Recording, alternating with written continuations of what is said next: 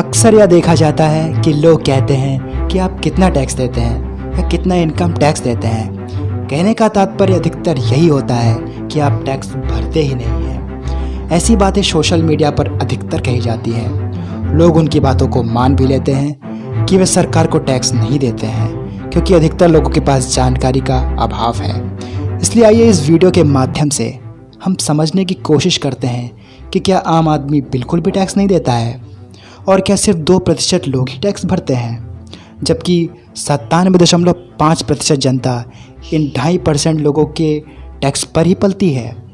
ऐसी बातें राजनीतिक लाभ के लिए खूब वायरल की जाती हैं। तो आइए इस वीडियो के माध्यम से समझने की कोशिश करते हैं, क्या सच में 2.5% लोग ही इनकम टैक्स भरते हैं। चलिए उससे पहले यह समझने की कोशिश करते हैं कि सरकार टैक्स क्यों लेती है। बहुत पहले आदमी आदि मानव के रूप में रहा करता था, तब किसी भी प्रकार का टैक्स जैसा सिस्टम नहीं था। धीरे धीरे उसमें बुद्धि आई और विकास होता गया तो साथ साथ रहने लगे और गांव, नगर व शहर बनने लगे। अब शहर में तो रोड की भी ज़रूरत थी और बाकी सुविधाओं की भी, तो लोगों ने सोचा कि हम लोगों के बीच से ही कुछ लोगों को चुनकर भेजते हैं जो हमारी समस्याओं का निपटारा करेंगे।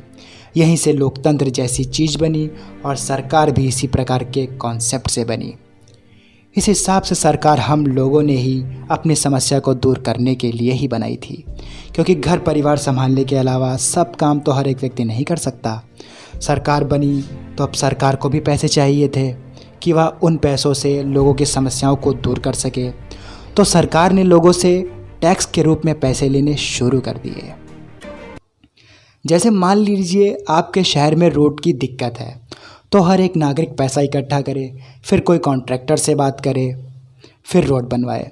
इन सारी दिक्कतों का समाधान निकालने के लिए सोचा गया कि कुछ लोगों को चुनकर भेजते हैं जो इस तरह की समस्याओं को दूर करेंगे और हम उनको अपनी जेब से कुछ ना कुछ पैसे देते रहेंगे। असल में सरकार आपके पैसों से ही विकास करती है और बाकी सारे काम भी आपके पैसों से ही चलते हैं। सरकार बस उन पैसों की देखरेख करती है कि कब कितने पैसे कहाँ खर्च करने हैं। गरीबों के उत्थान हेतु स्कीम, विकास, रक्षा व अन्य हज़ारों तरीके से सरकार सब कुछ मैनेज करती है। अब से सरकार है, सरकार से आप नहीं। पुराने समय में जब राजशाही थी तब भी टैक्स का सिस्टम था।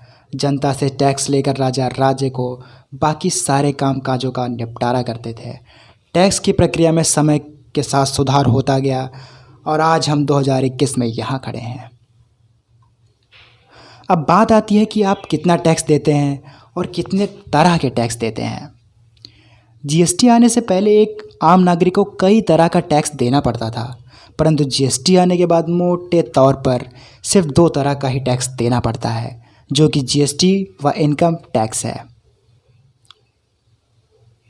जीएसटी के बारे में समझने वाली बात यह है कि जीएसटी एक अप्रत्यक्ष कर है जो कि वस्तुओं और सेवाओं पर लगता है और उसको मुख्यतः दुकानदारों या व्यापारियों को देना होता है। व्यापारी जीएसटी देता है, परंतु जीएसटी वसूला आपसे जाता है। मान लेते हैं कि कोई वस्तु 100 रुपये में व्यापारी उपभोक्ता को बेचना चाहता है, परंतु सरकार कह रही है कि आपको जीएसटी के तौर पर 18% सरकार को देना पड़ेगा। तो वह 18% टैक्स तो सरकार को दे देगा, परंतु 100 रुपये की चीज़ के दाम पर क्या करेगा, बढ़ाकर अपनी सुविधानुसार 118 कर देगा या इससे ज़्यादा कर देगा। अगर आपको ध्यान हो तो मार्च 2020 के बाद से मोबाइल फ़ोन के दामों में काफ़ी बढ़ोतरी हुई है, जिसका मुख्य कारण मोबाइल फ़ोन पर लगने वाली जीएसटी दर को 12% से बढ़ाकर 18% किया जाना है। जीएसटी निम्न कैटेगरी में लिया जाता है: 5%, 12%, 18% और 28%। 5% जीएसटी स्लैब के अंदर कुल 14% वस्तुएं आती हैं, जिनमें से अधिकतर खाने पीने से जुड़ी चीज़ें हैं, जैसे कि चाय, कॉफ़ी, ब्रेड। 12% जीएसटी स्लैब के अंदर कुल 17% वस्तुएं या सेवाएं आती हैं, जो कि लूडो, कैरम बोर्ड और अन्य ढेरों प्रकार की वस्तुएं। 18% जीएसटी स्लैब के अंदर कुल 43% वस्तुएं आती हैं। 28% जीएसटी स्लैब के अंदर कुल 19% वस्तुएं और सेवाएं आती हैं। इनमें से अधिकतर शौक से जुड़ी हुई चीज़ें होती हैं, जैसे कि hair dresser, sunscreen, dish washer आदि। कुल मिलाकर 7% वस्तुएं ऐसी हैं जिन पर किसी भी प्रकार का जीएसटी नहीं लगता, मतलब कि 0%, जैसे कि सब्जियां, अनाज, बेसन, नमक आदि। खाने पीने की चीज़ों पर जीएसटी बहुत कम है, तो वहीं शौक से संबंधित चीज़ों पर जीएसटी 28% है।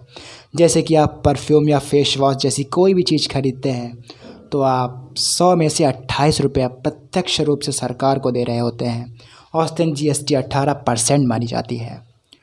कुछ लग्जरी कारों में जीएसटी की दर 40% तक भी पहुंच जाती है। अब आप इस प्रकार से समझिए कि यदि आप महीने भर में 10,000 का खर्चा करते हैं तो उसमें से औसतन 18% यानी 1800 रुपये सरकार को सिर्फ जीएसटी दे देते हैं। जीएसटी के दायरे से कई सारी चीज़ों को अलग रखा गया है, जैसे कि शराब, पेट्रोल, मादक पदार्थ, पेट्रोल और शराब पर तो आप उतना टैक्स देते हैं जितना कि पेट्रोल की असल कीमत नहीं होती। मोटे तौर पर मानकर चले तो पेट्रोल और शराब पर यदि आप 100 रुपये खर्च कर रहे होते हैं तो आप 50 से ज़्यादा रुपए सरकार को दे रहे होते हैं। सरकार इन रुपयों से इस गरीबों को कल्याण के लिए योजनाएं लाती है और सब कुछ आपके इन टैक्स के पैसों से ही करती है। अब बात करते हैं इनकम टैक्स की। जी हाँ, क्या सिर्फ 2.5% लोग ही इनकम टैक्स भरते हैं?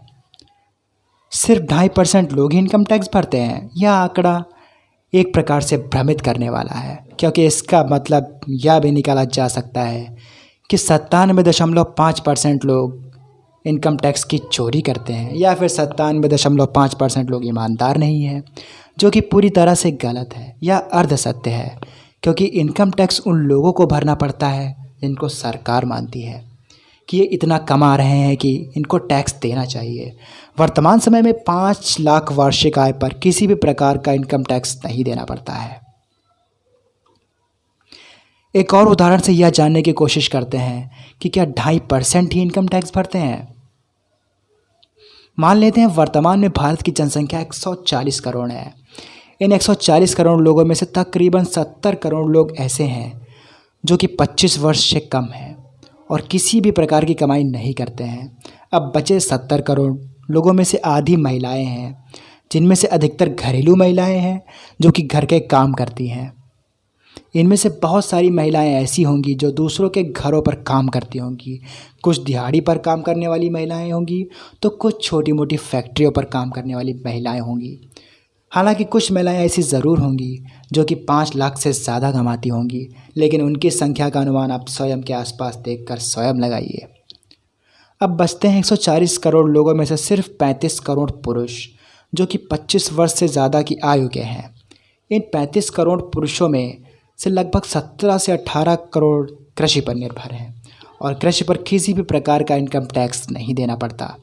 इनमें से बहुत से किसान ऐसे भी होंगे जिनकी ज़मीन बहुत ही कम होगी। अब बचते हैं 17 करोड़ अन्य पुरुष जो कि 25 साल से ऊपर हैं और कृषि पर भी निर्भर नहीं है।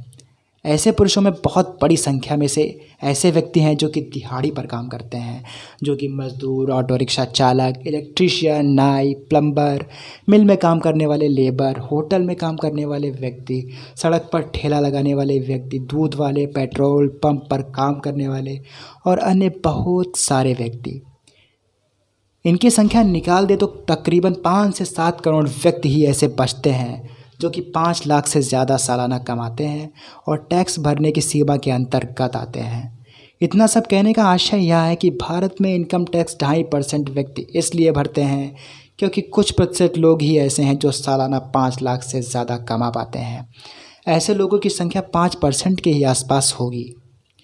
यदि आप सरकारी या प्राइवेट कर्मचारी हैं और आपकी सैलरी अकाउंट के माध्यम से आती है तो वह 5 लाख सालाना से ज़्यादा है, तो आप इनकम टैक्स से बच नहीं सकते। अगर आप बचने की कोशिश करते हैं तो आपके खिलाफ कड़ी कार्यवाही भी हो। ज़्यादातर इनकम टैक्स की चोरी व्यापारी वर्ग करता है, क्योंकि यहाँ पर सरकार को सही से अनुमान नहीं लग पाता है कि कितना पैसा व्यापारी कमा रहा है। इसलिए सरकार ऑनलाइन बैंकिंग प्रणाली या ऑनलाइन ट्रांजैक्शन पर ज़्यादा जोर देती है, क्योंकि इसके माध्यम से सरकार को यह पता चल जाता है कि व्यापारी कितना कमा रहा है और उस पर टैक्स दे रहा है या नहीं। ऐसा धन जिस पर टैक्स दिया जाना चाहिए और उस पर टैक्स नहीं दिया जाता वह अघोषित ही रखा जाता है, तो ऐसे धन को काला धन कहते हैं। क्या इनकम टैक्स देने वाले 2.5% लोग बाकी के 97.5% लोगों को पालकर ही देश चला रहे हैं? इसका जवाब ना है, क्योंकि आप जीएसटी अप्रत्यक्ष रूप से देते ही हैं। आप पेट्रोल और शराब जैसी चीज़ों पर जीएसटी से ज़्यादा टैक्स देते हैं। वह टोल टैक्स जैसे अन्य कई प्रकार के अप्रत्यक्ष कर देते हैं। यदि आप 5 लाख से कम कमा रहे हैं तो आप इनकम टैक्स के दायरे में भी नहीं आते। अक्टूबर 2020 में सरकार को 1,05,000 करोड़ का राजस्व सिर्फ जीएसटी से ही प्राप्त हुआ है। आप हमारी वीडियो के स्लाइड में से देख सकते हैं। सरकार को राजस्व, इनकम टैक्स, जीएसटी और कॉरपोरेट टैक्स इन सबसे ही प्राप्त होता है। एक रिपोर्ट के मुताबिक सरकार को प्राप्त होने वाले हर 300 रुपये में से 200 रुपये इनडायरेक्ट टैक्स से ही प्राप्त होते हैं। क्या सिर्फ 2% लोग ही इनकम टैक्स देते हैं? बाकी के 98% व्यक्तियों को सरकार पालती है? ऐसी बातें सोशल मीडिया पर आखिर वायरल क्यों होती हैं? ऐसी खबरें अधिकतर राजनीतिक उद्देश्य के लिए भी वायरल की जाती हैं, जिसमें लोगों को सही जानकारी नहीं होती और पढ़ने वाले को भी लगता है कि वह टैक्स नहीं दे रहा है और इस प्रकार वह स्वयं को इन मामलों से अलग कर लेता है, परंतु असल में वह सब पैसा आपका ही है। एक और बात जो अक्सर कही जाती है कि अमेरिका जैसे देशों में 50% लोग इनकम टैक्स देते हैं, जबकि यहाँ सिर्फ 2.5% लोग। यहाँ के लोगों को बैठे बैठे खाना चाहिए, टैक्स नहीं देना चाहिए। इसका सीधा जवाब यही है कि वहाँ के लोग अमीर हैं, वो तो इतना कमाते हैं कि सरकार द्वारा जारी इनकम की सीमा से ज़्यादा उनकी इनकम है तो वह टैक्स देते हैं। भारत में भारत सरकार द्वारा जारी इनकम टैक्स की सीमा से ज़्यादा की इनकम वाले व्यक्ति है ही नहीं, तो इनकम टैक्स कहाँ से देंगे? अब आपको अनुमान लग चुका होगा कि आप कितना धन सरकार को टैक्स के रूप में देते हैं। कोरोना महामारी के फलस्वरूप यह बात विचारणीय ज़रूर है कि क्या आप जितना टैक्स। दोस्तों, इसी तरह की वीडियो को देखने के लिए बने रहिए हमारे चैनल के साथ और डिस्क्रिप्शन बॉक्स में जाकर आप हमारे फेसबुक, ट्विटर और हमारी साइट से भी जुड़ सकते हैं।